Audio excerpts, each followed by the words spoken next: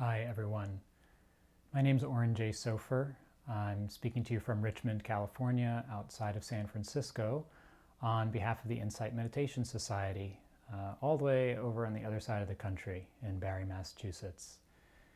So as we continue to go through these troubling and in some ways frightening times, I wanted to share a compassion meditation. Compassion is a often misunderstood quality. We can confuse compassion with grief, with feeling sorrow and becoming overwhelmed with suffering. So compassion is actually a very strong state in the heart. Compassion is the capacity to care. It's the willingness of our heart to turn towards pain, suffering, and challenge, and to be with it with that possibility of helping. So compassion opens to the truth of suffering and says, can I help? What's needed now? So it has both of these aspects. Compassion has the receptive quality. It's called the quivering of the heart in response to suffering. So this means that to feel compassion, we need to actually open our awareness and our heart to the truth of the suffering and pain that either we are experiencing, that our loved ones are experiencing, or that those in our community and beyond are experiencing. It means we have to notice it. And then in response, the heart starts to feel.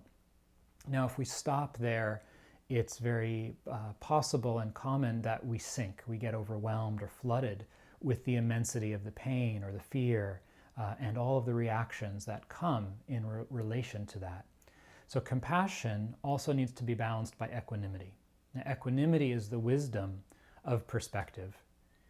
It recognizes that things in the world follow their own course and that we each need to choose how we respond, and that it's based on those choices we make moment to moment what will unfold in the future, both individually and collectively. So equanimity understands that there's only so much we can do, and there is so much that we can do. So the other side of compassion is that readiness to help. It's being there with a friend and saying, hey, what do you need? I'm here for you. That's the active part of compassion. And when we engage that part that's willing and ready to respond, that brings some pleasure into the mind because we're connected with the possibility of alleviating the suffering, of actually soothing it. So let's do some meditation together. So if you're not already, I invite you to find a comfortable posture, sitting, standing, reclining, whatever supports your body to feel at ease and also awake, alert. You have some energy. I invite you to start by doing whatever helps you to settle in and arrive. You might take a few slow, deep breaths. Maybe roll your shoulders or your neck.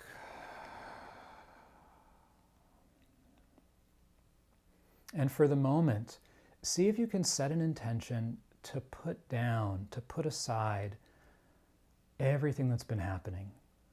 Thoughts of the last week, of the news, thoughts of the future and the uncertainty.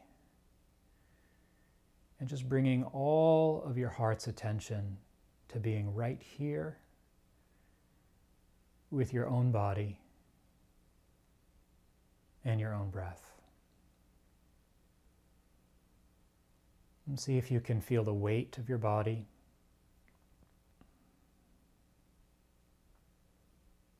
Sensing its heaviness, the places where your body touches the ground. And the feeling of weight, this downward force of gravity.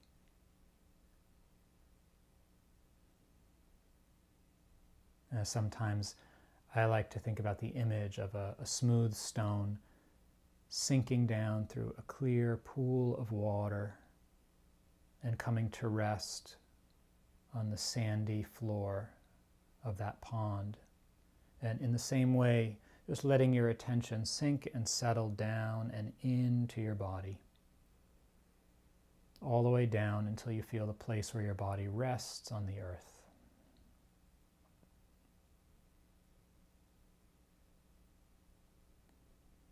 Just inclining your attention inward to that sense of stability through the contact and pressure with the ground.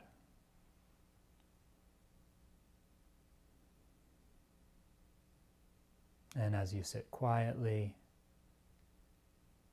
you might notice the rhythm of your breathing.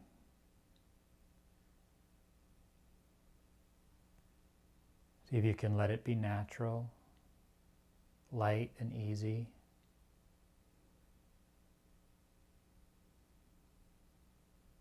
And giving all of your attention now to the sensations of your breathing,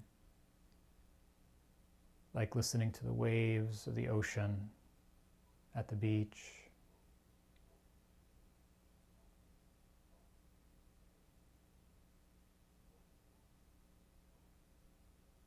or like watching an infant sleep, their chest rising and falling.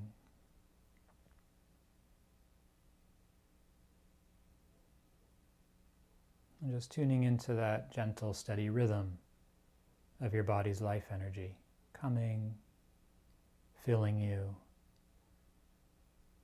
and then going, releasing.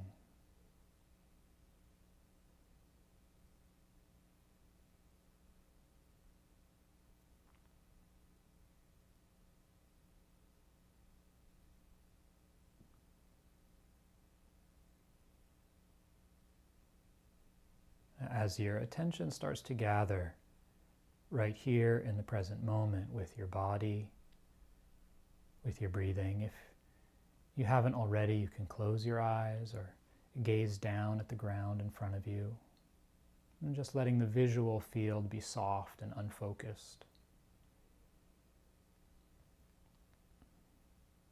And then I invite you to bring to mind someone or something that's very easy to feel compassion for. A young child lost in the supermarket, a puppy or kitten that maybe has hurt its paw. And seeing the vulnerability of that child or creature,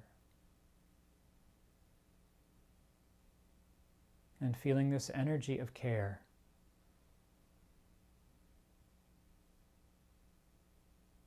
Feeling the resonance with the pain, and then the willingness, the readiness to be right there and help.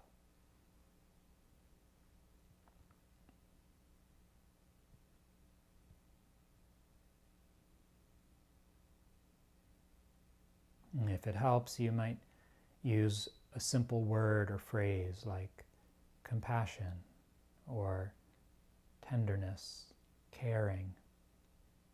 And just dropping that word in to your mind.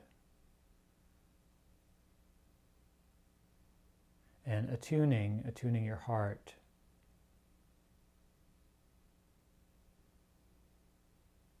to that intention to be present and care for the pain and suffering of another.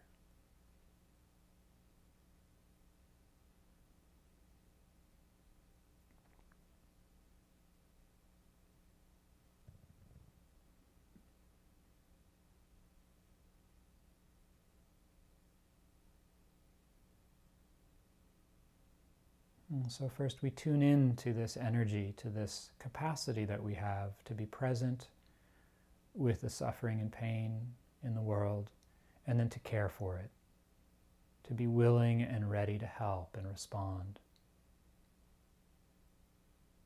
Recognizing that the first response is always to just embrace, to hold, to be available. And then it's our wisdom that informs the action we might take.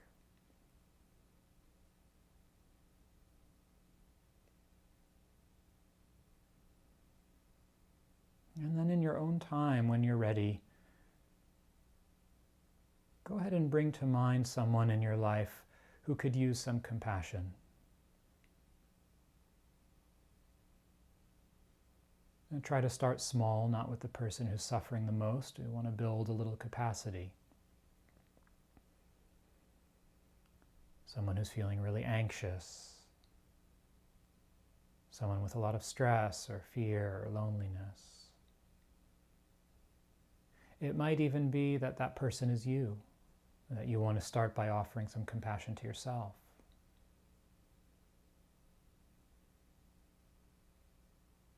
And whether the suffering is located in you or in someone else, the compassion begins with the willingness to acknowledge it, to be present with the truth. This is hard. This hurts.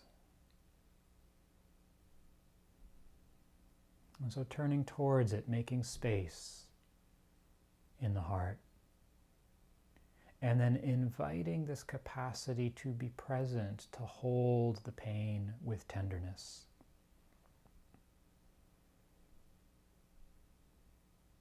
And then bringing forth the wish, this deep intention, may this pain be eased.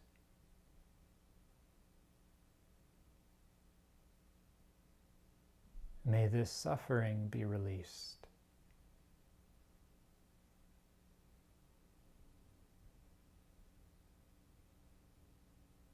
Allowing your heart to feel, allowing your heart to care and to wish well. May you be free from this suffering. May this pain be released, be eased.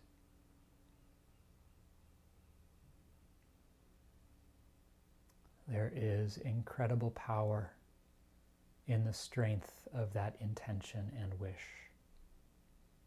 It's a power that protects our own heart from despair and fear and overwhelm, and a power that connects us to one another in the vulnerability and uncertainty of being alive. So let's continue to practice this way, first just with one person or being, ourself or another, cultivating this wish, this deep intention, one moment, one phrase at a time. May you be free from this suffering. May this pain, this hurt be released. May it be eased.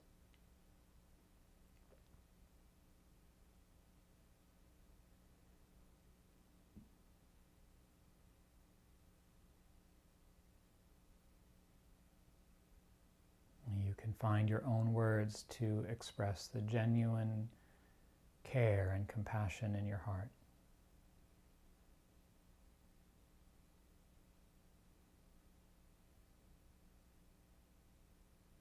May you be free from this suffering. May this fear and anxiety be eased. May it be released.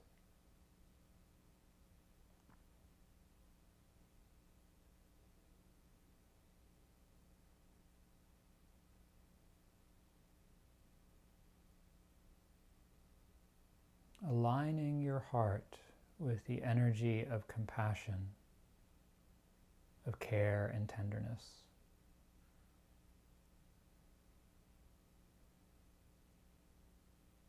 May you be free from this suffering.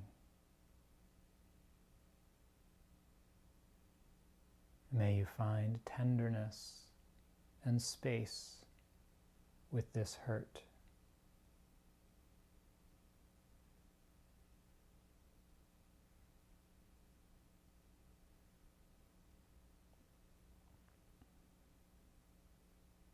And as that quality strengthens, as it comes into focus even a little bit more, if you like, I invite you to begin to send it outwards to those in your family, in your community,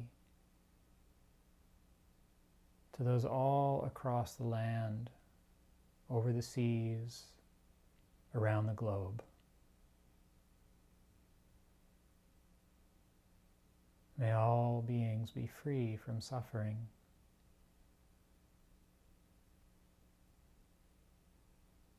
May all fear all pain be eased and released.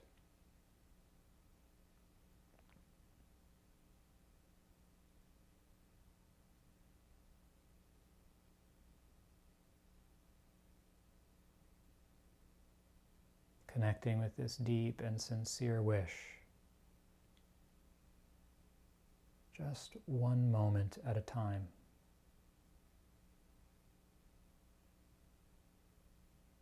May all suffering be released. May all fear and pain be soothed. May all those who are alone feel comforted.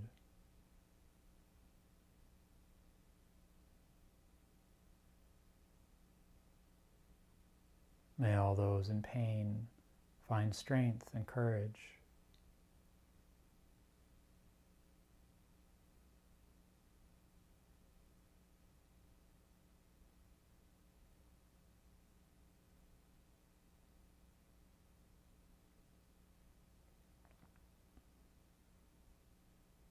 And taking a few more moments to repeat those phrases or your own genuine words to express this wish,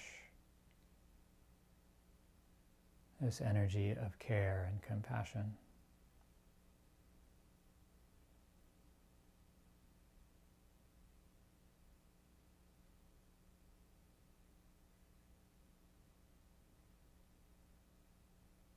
And if you start to feel overwhelmed or full of sorrow, taking a step back inside, recalling the perspective of wisdom and impermanence. Everything changes. We're all doing the best we can. And we each have our part to play as things unfold.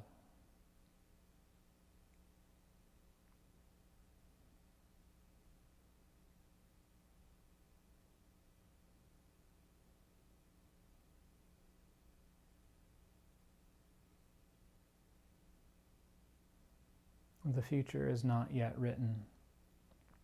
It depends on the choices we each make right here and now. And this energy of compassion can give us the courage and the strength and the care to show up for ourselves and each other again and again during this time.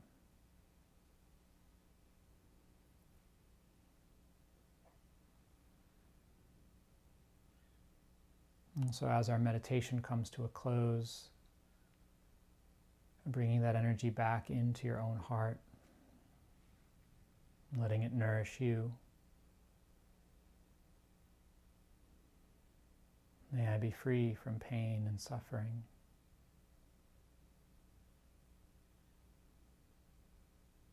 May all fear and anxiety be soothed and released. May I have the energy, the strength, and the wisdom to play my part, however small or large it appears.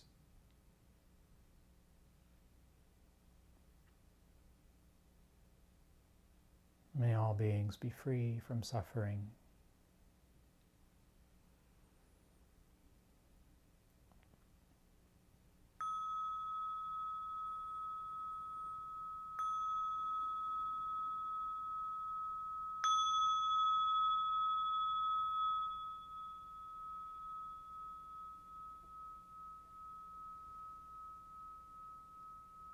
Thank you so much for showing up, for your practice, for your willingness to be present and to feel during these times. This is what we're living through is a time when each of us who has any kind of spiritual practice, contemplative path, or faith are really called to step into the fullness of our strength, of our values. This is what we've been practicing for. That's why it's called practice. It's for the real thing, for life. And so this practice of compassion aligns us with that value, that energy of care, and the willingness to respond. And then we look and see what's needed. What's needed in your immediate surroundings? Is there a neighbor who needs help, who you can go food shopping for? Is there a family member who needs someone to listen to or to talk to? Is it your own heart that needs some comfort, some space, some downtime? The more each of us can be present and can embody this willingness to be with the truth, the more we start to spread that capacity for stability, for clarity, for wisdom in widening circles. So I wish you all the best during these times. IMS will continue having Sharon or myself or someone else here each day during this pandemic and crisis. And look forward to hopefully seeing you again. Take care out there.